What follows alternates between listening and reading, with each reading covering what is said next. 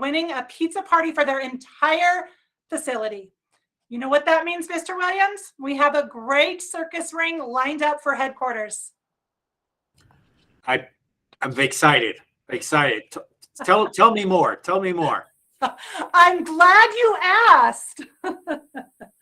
All of our directors, including Mr. Williams, will be in the dunk tank or selling tickets or getting you to give us your tickets. So May 17th. You know, have you ever had one of those moments where this has happened to me before, where you've agreed to something and then upon reflection, you wonder whether or not you have made the right decision? I've contemplated this about a dozen times, but I have committed.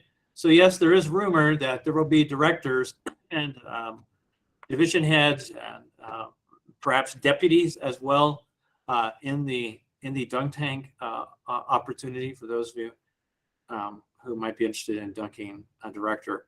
So yeah, I've committed this. We've agreed to it.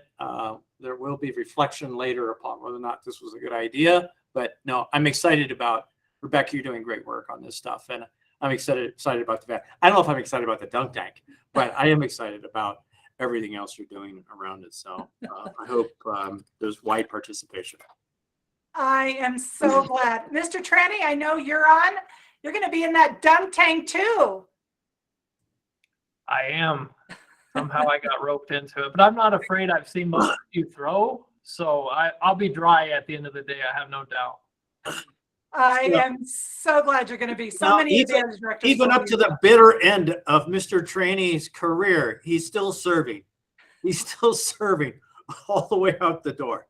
He's still serving the good people of this department. So good. May 17th, noon to 4, Canyon City Visiting Center.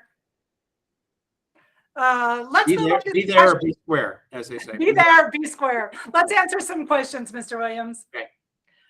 Let's start off with the first one. I just got one that I know that a lot of staff have been asking. I would like to ask executive staff if they could explain why employees who work 100% remote are still required to COVID test. It's a darn good question. I'm going to pass this over to Michelle or Doc. I mean, really, I've been thinking about this for a while about how we're going to handle testing going forward. All I can tell you is, Doc, I see you have your hand up. I'll go to you first, then Michelle. Is that we have tried to figure out we've kept testing going in some ways because we've wanted to, keep it easy for staff and make it available. So we're thinking about frequency and what we're doing about that. And I've asked Dr. Mall and others to also consider that as well. So I'll just preface this by saying I'm listening to the best counsel I can in terms of what our requirements are for staff. And so your point is not lost on me. If you work 100% from home, you don't have contact with any other employees. What's the risk to the rest of the employees? Probably virtually none. And so I've asked us to look at reviewing all of these to see if we should change. So I think it's a very good question. Doc, how would you answer that? Well, I would definitely agree and echo what you have to say. The only thing I would add to that, one of the reasons that we have continued to keep that quote unquote ace in the hole is that during the course of the pandemic, we definitely had episodes where we had to call on people to go into the facilities. We wanted to make sure that we were very mindful and methodical about how we walk that back. If in the event something drastic were to happen, we would have the ability to bring folks back into the facilities if necessary, wherever they were. And so that's kind of the mindset behind it. Everything we've done in this regard, walking back masking, walking back testing, has been in the kind of a stepwise process.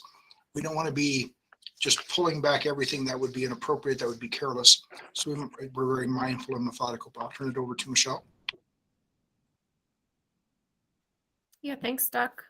You pretty much summed it up. I mean, this is something that we talk about frequently.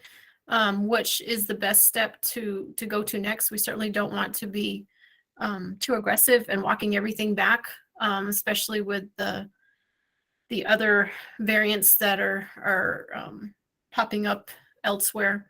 So it's something we have been talking about and we'll continue to talk about and monitor the numbers and the variants that are out there. Dr. Mo? I just want to add, thank you, Rebecca. I just want to add one last thing is that one of the things that when you back everything off as a 30,000 foot level, one of these pieces is everyone is here for the protection and care of those whom we have custody. And with that mindset, that's why everyone's part of the team. So we want to be very careful on how we back everything off, so we don't inadvertently eliminate part of that team. Thank you. Mr. Williams, will unvaccinated volunteers be back in the facilities in the near future? Well, this is another subject I've left sort of like to the medical department to give me counsel on. I know I have met with quite a few volunteers around this particular issue.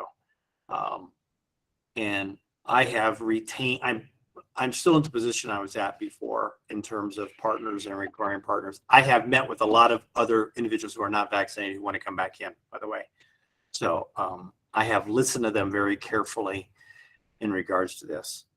I'll just bring up what Doc said, which is the part that has been the struggle for me. And I'm willing to switch back and forth, by the way. So I'm willing to relax this and then go more strict again if we need to. But my concern has been there's still a population, people in our custody, especially who are medically fragile, where new variants come into play.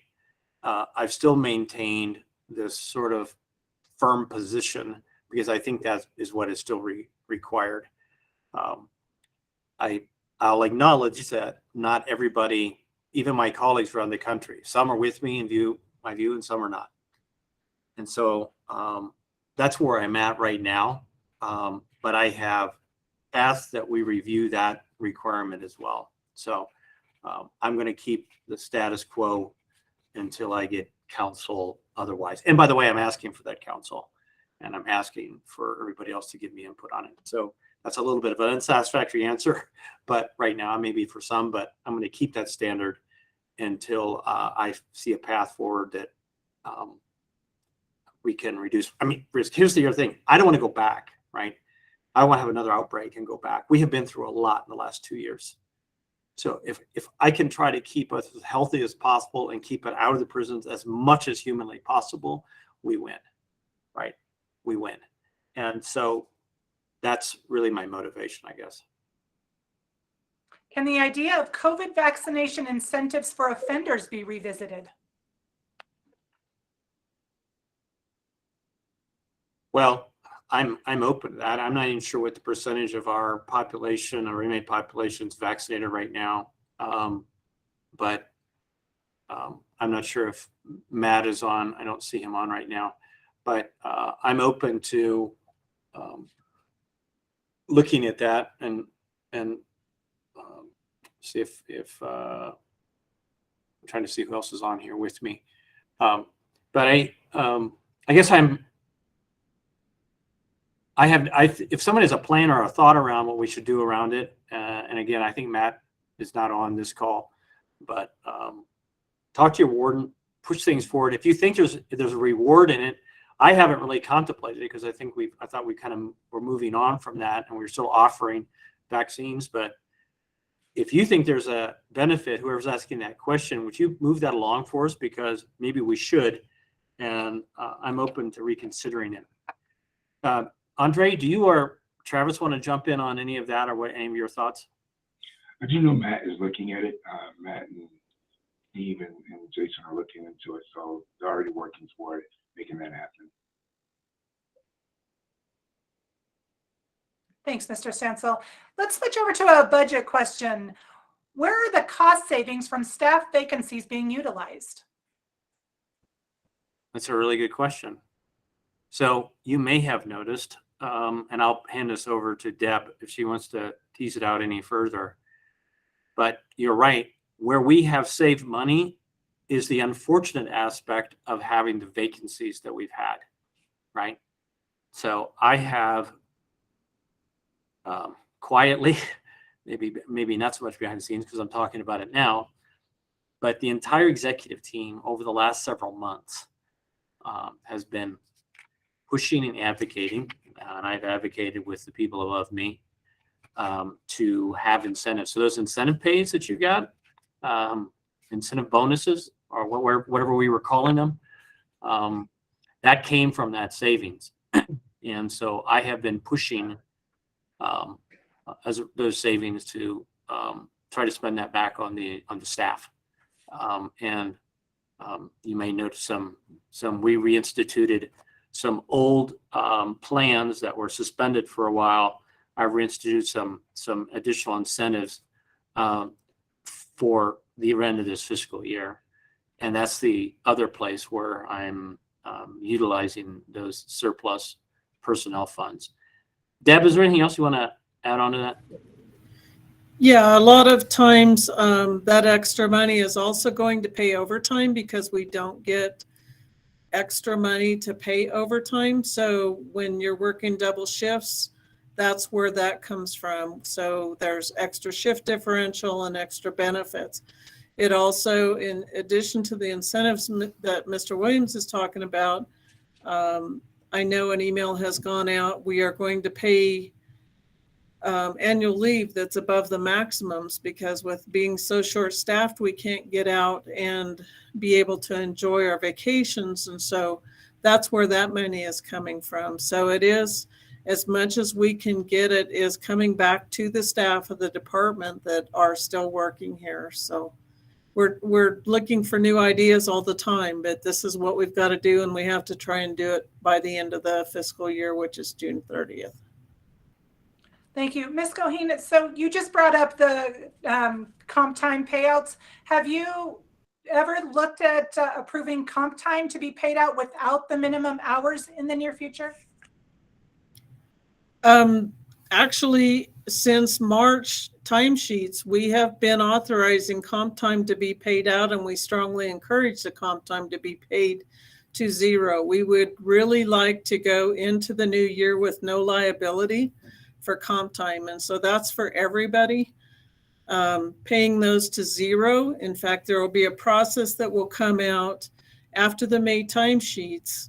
If there's comp time still at the books, the appointing authority and supervisors will be talking to staff that still have a comp balance. And if they're not going to take it and commit to taking it in June, we are going to pay it down to zero in June.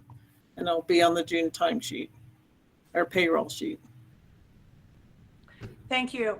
Can you please explain why only a few facilities are getting their reinstated incentive pay when all DOC facilities are hurting? How is this fair to the other facilities? Well, I'll answer that. And it's it really, at the end of the day, it's my responsibility. And here's why. I could reinstitute what were existing plans, and it was the most streamlined process I could get going. If I was going to include anything else, I was going to have to go through a process that was above me, to be quite frank, and I was going to have to work it out,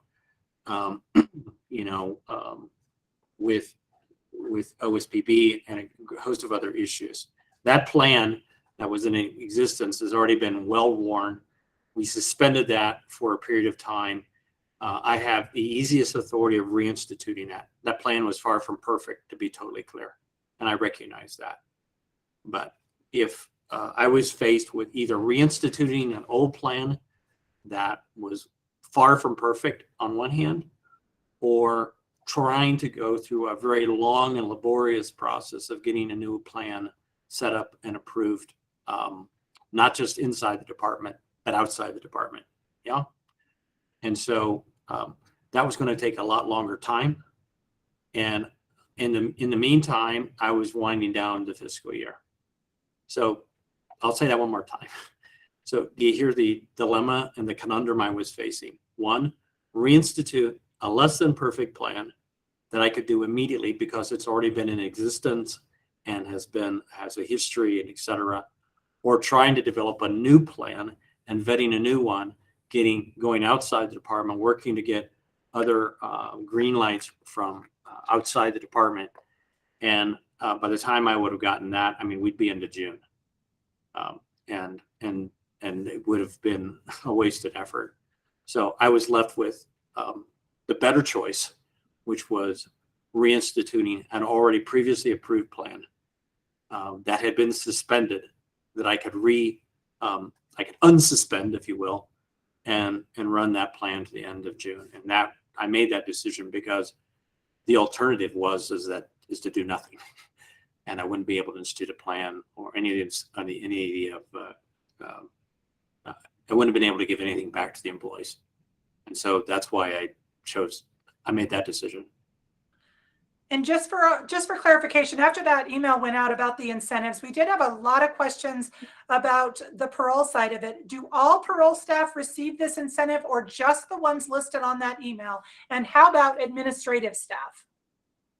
I asked Deb if you want to join in the specifics, or I know that Rick is on as well, whoever wants to take that one. But if you have a question whether or not you're included in it, go through the chain of command, get to go to the HR channel, and figure out if you're a specific person who's not sure. But in general, Deb, do you or Rick want to comment on that?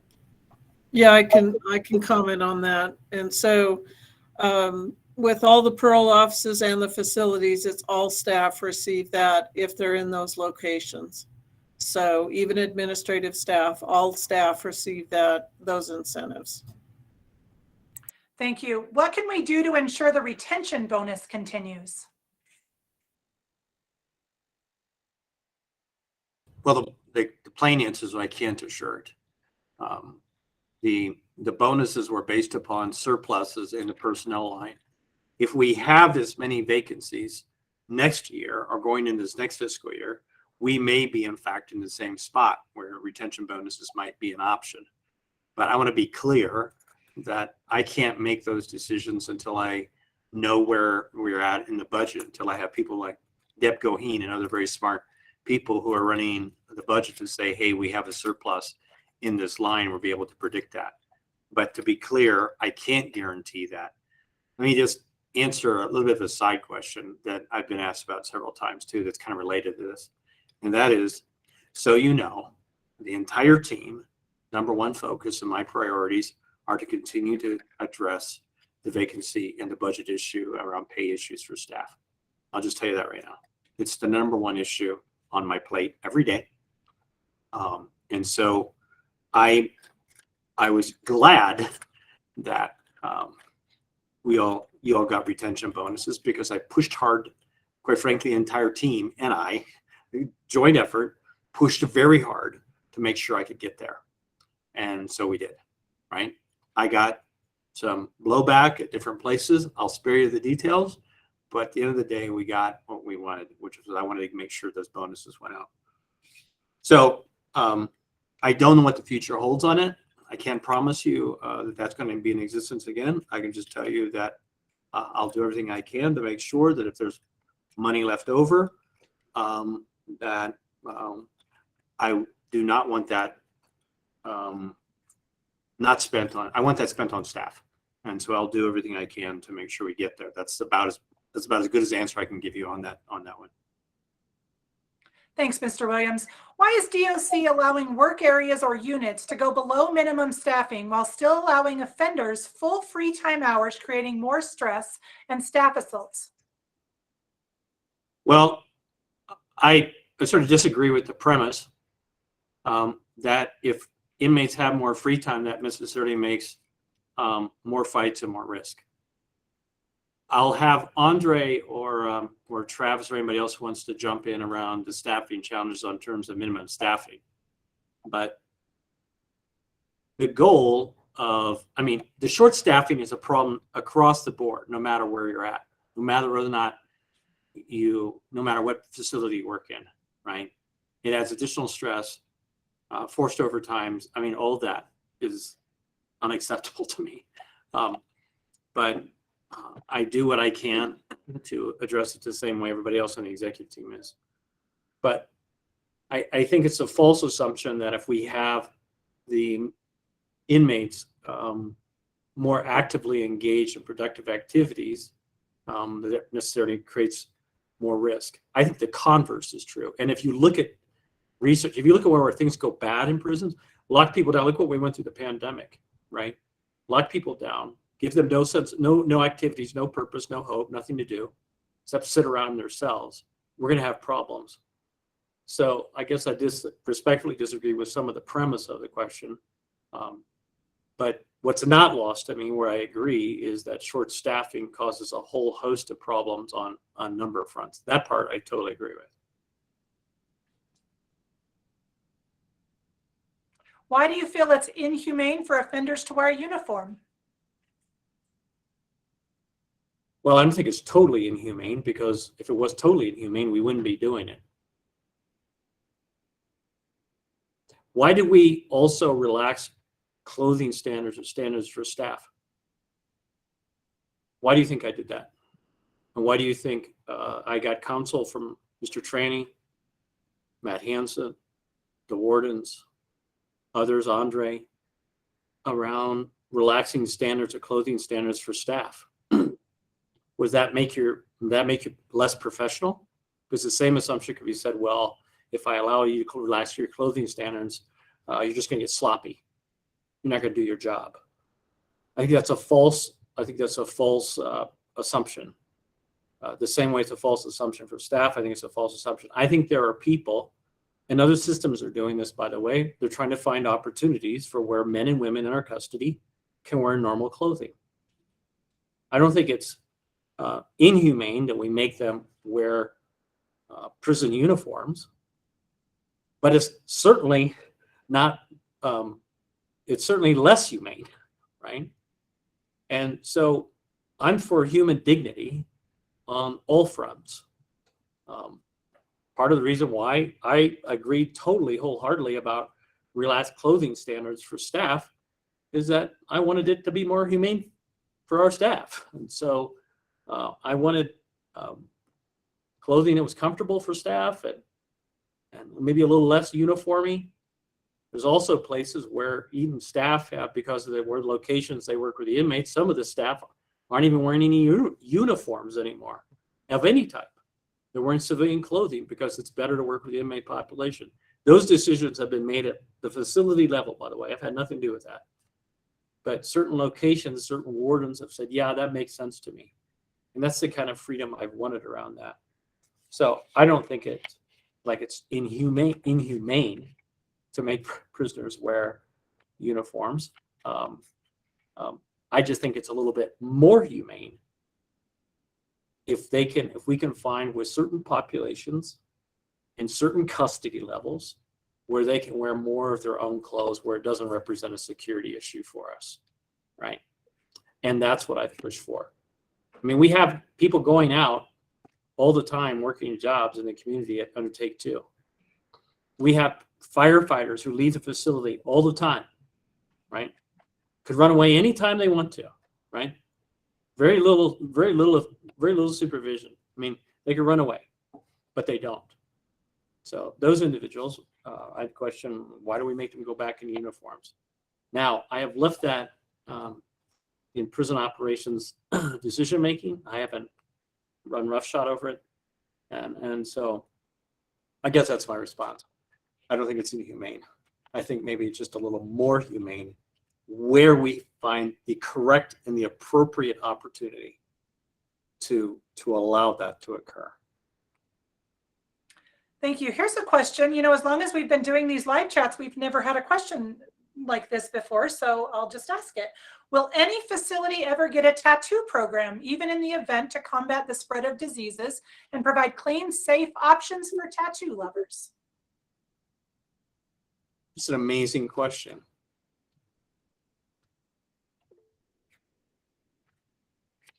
Deputy Executive Director. So I do know prior to COVID, we were working on this on several angles. I know Lyman was working on it. Then there's another group that was working on it as well. I don't think we're far off from doing that. There's some things we have to work out. I know Matt is a huge supporter of this, so we may not be far off from seeing that. COVID just kind of slowed everything down, but we may not be far off from seeing it.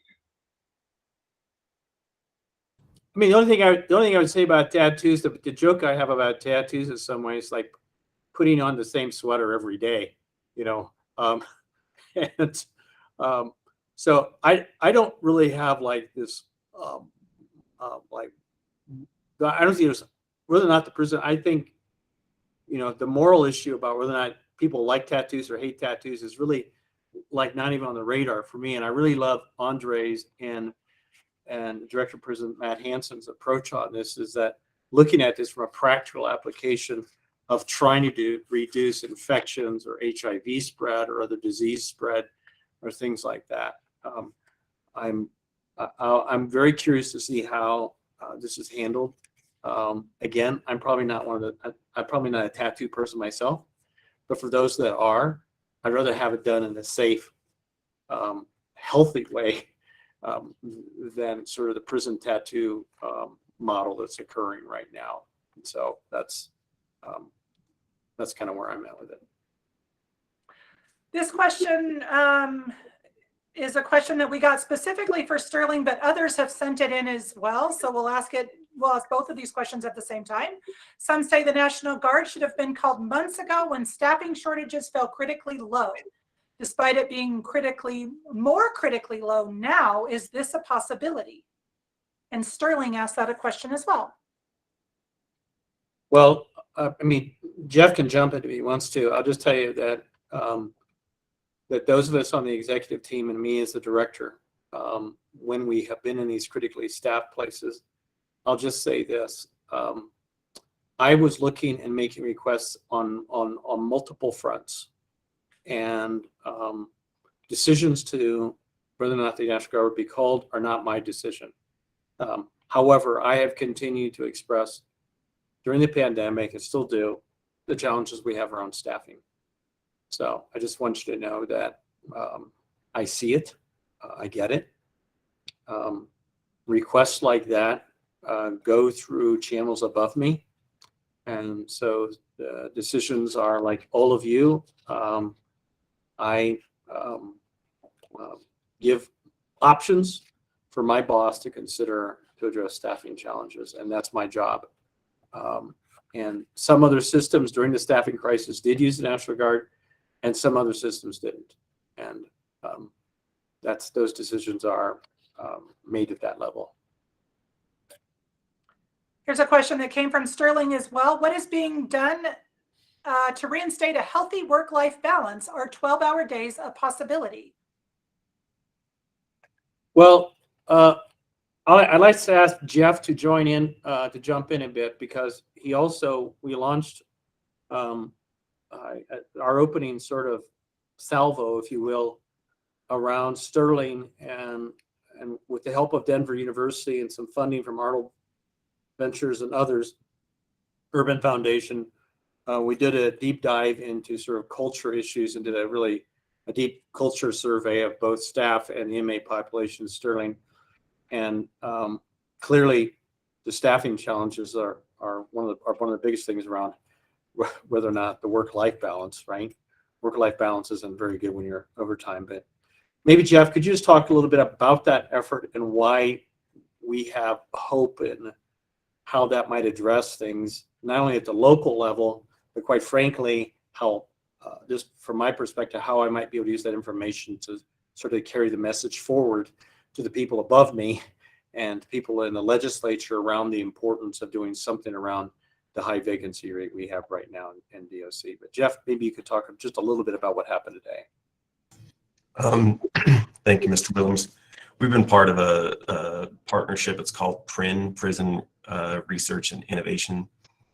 It's a collaborative partnership between Denver University, Urban Institute, and Arnold Ventures.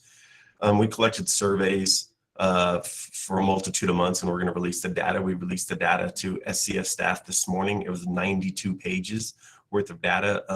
Staff were surveyed, and so were residents. 47% of staff responded, And as Mr. Williams said multiple times, the information's invaluable. It really moves away from testimonial thoughts to real, true data points, and then how we can speak to the data points and how we can improve them. I think one of the things what was asked to was about how is work-life balance being maintained. And currently we have about 190 vacancies in Sterling. Last week, our hours for the week is we worked 1,704 hours of overtime, but we mitigated 1,439.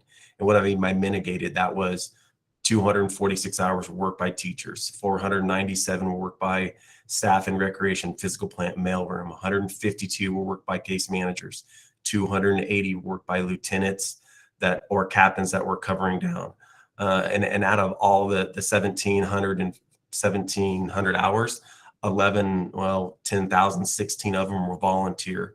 So about 40%. So we could have possibly had 3,100 hours of overtime, and we ended up with 688 hours of mandatory overtime, 1,700. So we feel like facing the vacancy, we're still doing the very best we can. And I think Sterling's line staff, central scheduling, and some of the innovative processes that they've come up with have done a good job. When we look at 12-hour shifts, is it possible?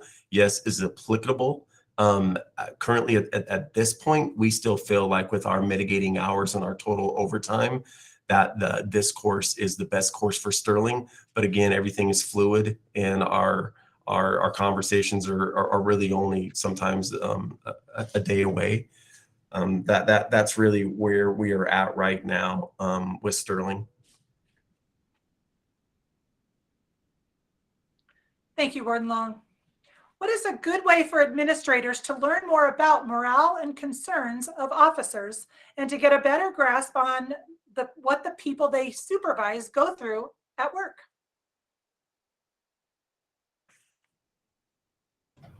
Well, I'll just say one, and then I'm happy if any of their executive team wants to jump in, because I'd like to hear them talk versus me. But one is exactly what we just did is Sterling, right? Which was to do a deep dive into questions around work-life balance issues and what's not going very well for staff. Some of it's kind of hard to look at, but I mean, because you're like, gee, I wish it was a little bit better than that. But I think if you know anything about us and the way we've handled not only the pandemic, but hopefully the way, if you disagree with some of the decisions we've made, I totally get that. But hopefully you see that we have been, I err on the side of being transparent about things, even good news or bad news, that I think you just have to tell the truth out of the gate. And the whole vacancy thing and what's happening with staff morale around vacancy is like a big deal. I mean, it is the deal. It's the biggest thing. And I'm like a broken record at cabinet meetings. I let the cabinet with the governor in the room and everybody else know what I'm up against. I have monthly check-ins with the governor's office. What do you think I'm talking about as being the number one issue that faces our department? It's staffing. So every check-in, I say, sorry, broken record, but it's staffing. And so I see, and I have my executive team who walks the halls and talks to people. I do. I am this week. And so it's not a mystery to us what's going on. The issue is me getting as support where I need to get support. And I'm just, like I said, it's what keeps me up at night. So I'm not sure if anyone wants to jump in terms of how we get messaged. I mean, asking these questions, these chats, these routine chats, of course, I think some of the stuff that's been brought up, I go, wow, that's good to hear. Ruth, go ahead. Well, and maybe this is untoward to say, but I think also, to be honest, so we can do as much as we can to ask the state for more money, but to pay folks more. I think for morale purposes and just simply, quite honestly, because staff deserve it. I would say I think that your local representative, so your local senator and your local state rep might be good people to talk to this about as well. I think if they heard that their constituents were in the kind of spot that you all are in, I think that would help, quite frankly. So Dean, I don't know if you can say that, but maybe I can say it and then you can tell me not to say it. No problem. Go ahead, Rick. Well, and I think one of the things, and I think all of us see this as we're out in the community, and the labor market and what the labor market is looking like right now. I think anywhere you go, there's a big sign on the door, help wanted, or we're hiring. One of the things that we have recognized, especially this year, is the reduction in applications that we receive. And so understanding that's an important part of this process of ensuring that our staffing are at appropriate levels. And when applications start to drop off, i.e. we go from receiving over 14,000, that's 1,000 applications a year, to less than 10, that puts a strain on the system to the point that we're competing with not only businesses and organizations within the state, we're now starting to compete nationally, and to the point where we're having to go outside the borders of this state to recruit applicants and candidates to come to work for us. So it's a challenge, and it's a challenge that's being faced by employers not only in this state but across the country. We ask the question every day: where have all the applicants gone? Where have all of the people that at one point were looking for jobs, where did they go? Thank you. Well said. Mr. Williams, what do you recommend an employee do if their supervisor is unwilling to keep their safety a priority?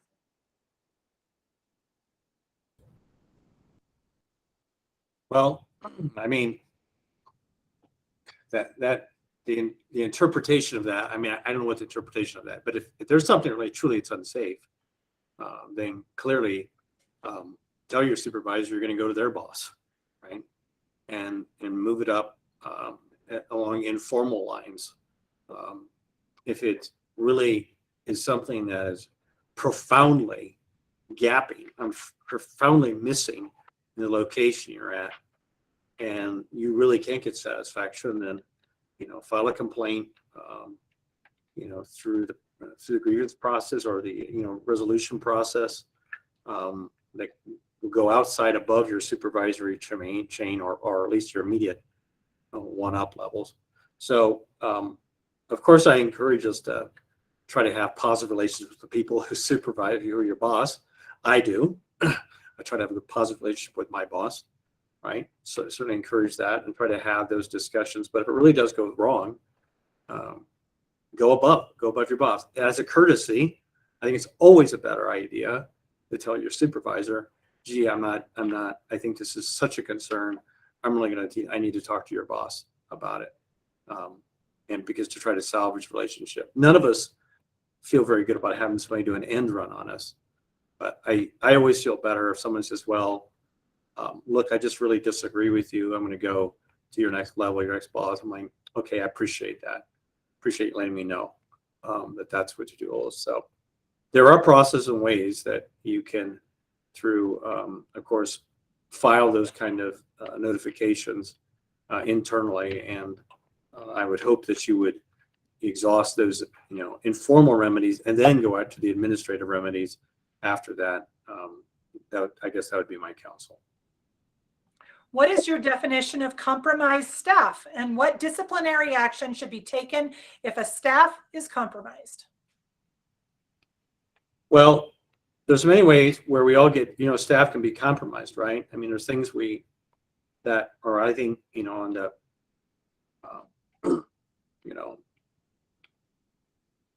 I think we can be compromised on a number of different levels, from very small things to, the big stuff, right? Trafficking, having inappropriate relationships with the people in our custody.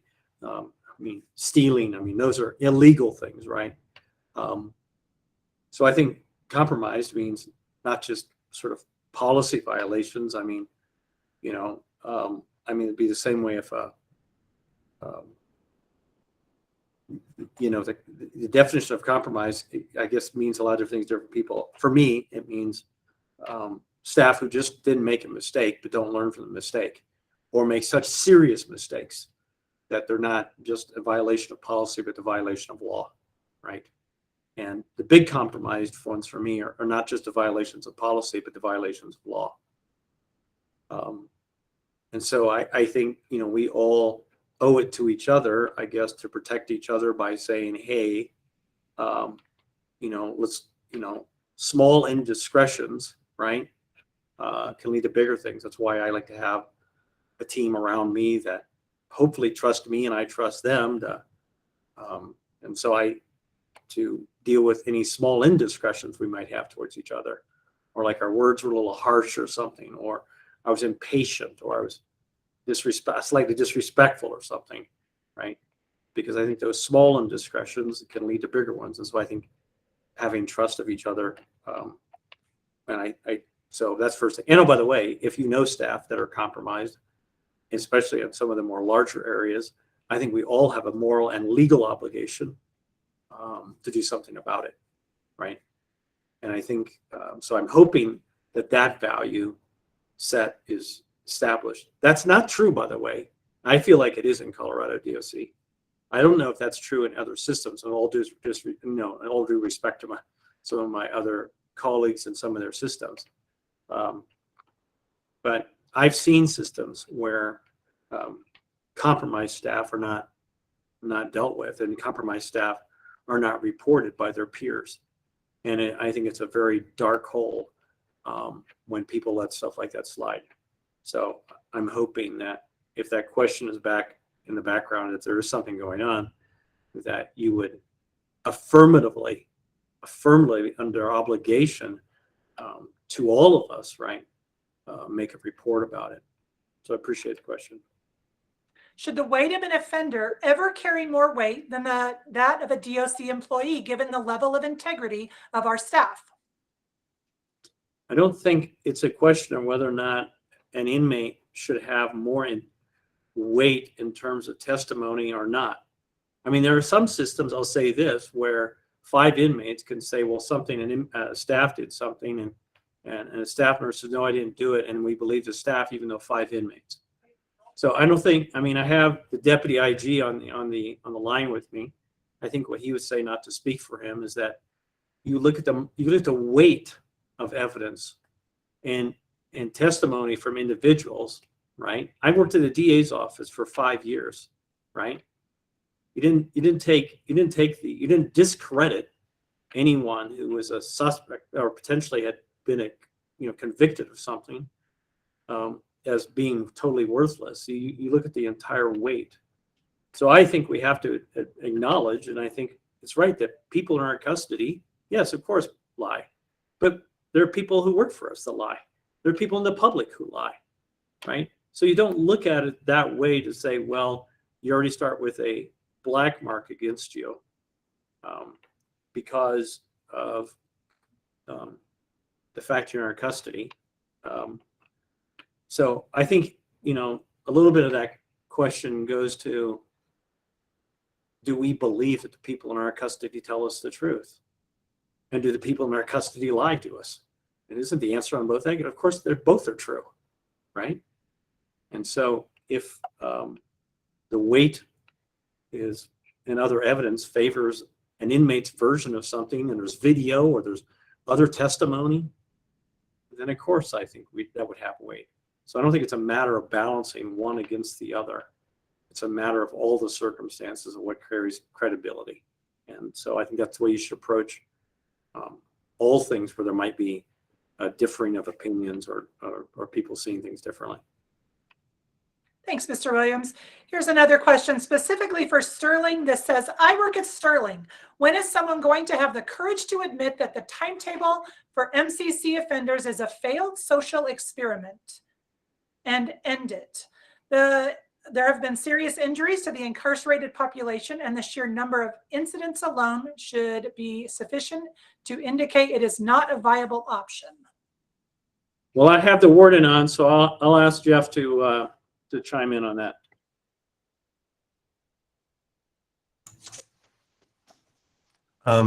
I would respectfully disagree with that perception.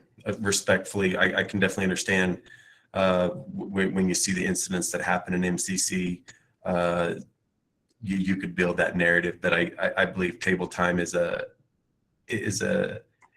really efficient way to meet our 4 hours out in a safe and effective manner that also promotes pro-social role modeling with other residents in the safest manner possible. Are there, incidents that happen? Yes. Statistically, they have been getting better as our processes improve. So I would, again, respectfully, I would disagree that it's a failed social experiment. The staff in MCC are phenomenal. I think they do the best job in the state with the hardest population to manage. I think they do a phenomenal job. Thank you, Warden. What are the appropriate resolutions to the astounding drug problem at Sterling? It's a very interesting conversation. I think any answer, a singular answer, will be oversimplified to a very complex question. So initially, I think our thought process was always, well, if we just can stop the supply. Well, during the pandemic, we had no visitors. During the pandemic, we went to photocopy and all mail, and we still saw a record number of dangerous drugs and paraphernalia. So I think that allows us a space to reflect and say, what is the root cause? Is it that the drugs are getting in, or is there an addiction issue? And if the addiction issue is, how are we providing treatment, not triage? Again, I think any one-liner, or there is no golden ticket, that's an oversimplified answer for an extremely complex question like substance abuse. It is a challenge, an extreme challenge. I really am a lot of faith in our medical department and our mental health, to include our TC, that I think collectively we can keep trying and retrying, and just don't give up the hope that we'll get this hopefully better sooner than later. So Rebecca, I'll add on. So I'm all about reducing demand and trying to have more normalized, prison conditions to try to reduce demand, so people have a life, have purpose, et cetera, so the demand inside goes down. But I have never shied away from the enforcement side. And so proof of that is one, I have shut down mail at certain facilities, all mail coming in that gets all copied. In fact, we've put out a sort of an RFP, or a request for new technologies to do that more efficiently. Scott McKimmey, who's on, is leading that charge to develop more sophistication around how we do mail intervention issues. And so I have shut hard copy mail coming through. The other thing, so I believe both, there should be a stick and a carrot, right? And the other stick that I've employed that I got in the budget this year is the development of 4 drug interdiction dogs. And so I'm not afraid, or I'm not shy on going after bad players, or compromised staff, or compromised volunteers, or others, or visitation. The interesting part around some of our drug traffickers, even when we shut down visitation, we still had a drug problem. And so there's only a couple different ways it's coming in. It's either coming in through mail, hard mail, which I shut that down. They're not coming in through visitors. I wasn't then. I mean, we're back to fighting it now with visitors. I get it. Or it's coming in through our own employees, right? I mean, that's the truth of it. And so I know that I get regular briefings from the IG's office around these cases. We are extremely aggressive on the deterrence side, and which is also the reason why I push to get drug dogs. So those positions, those dogs are in the budget this year. So starting this summer, the Inspector General, Sherry Daigle, will be, she's already had as a lead on finding and training up dogs to develop more interdiction strategies. And so I think you have to have a carrot approach, one, making conditions, living conditions behind the walls meaningful and purpose and driven on stuff. But on the stick side, I have never shied away from aggressively investigating, prosecuting, and referring cases to the DA's office of anybody who has caught trafficking, whether or not it's volunteers or staff or visitors, anybody. Because for me, it's highly risky and highly dangerous activity. And so we are employing stick. In fact, we're developing new sort of stick technologies to be, if you will, around how to do enforcement side. So I'm interested in doing both. Thank you. One other thing that I wanted to address while we're talking about things you don't shy away from.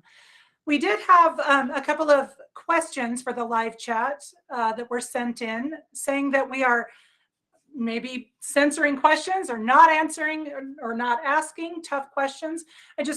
I'll answer this too, and then I'll pinch it to you just so you know it's coming. We don't censor questions. We never ask for your name. I won't read your name on the air. We just don't do that. But we do get so many questions that we do shorten them for the event of time so that we can get more questions in, because we just have a lot of questions. Mr. Williams, what would you say? What would you add to that?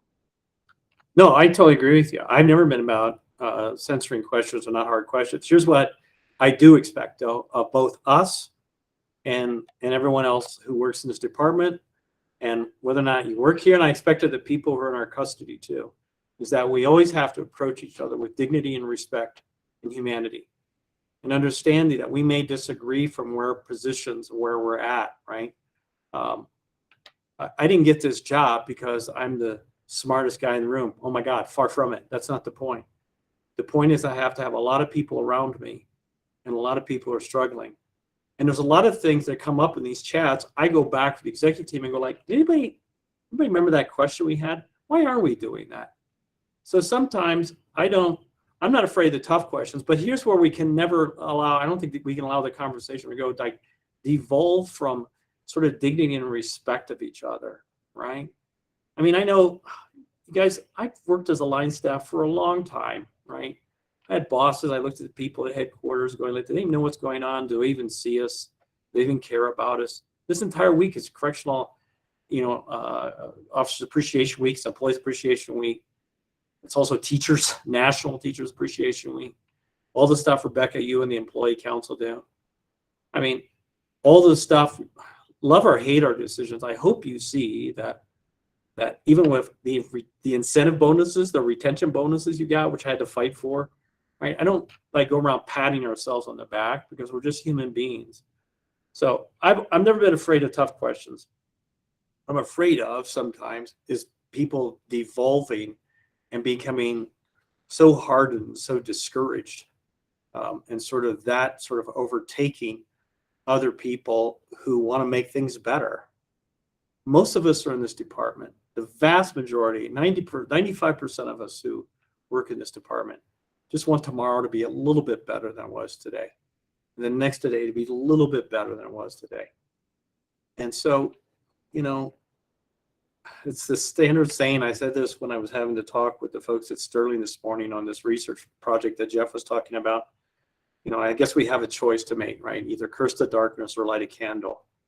And if you're one of the curse the darkness people, and that's what you know, I probably don't want to spend a lot of time with you.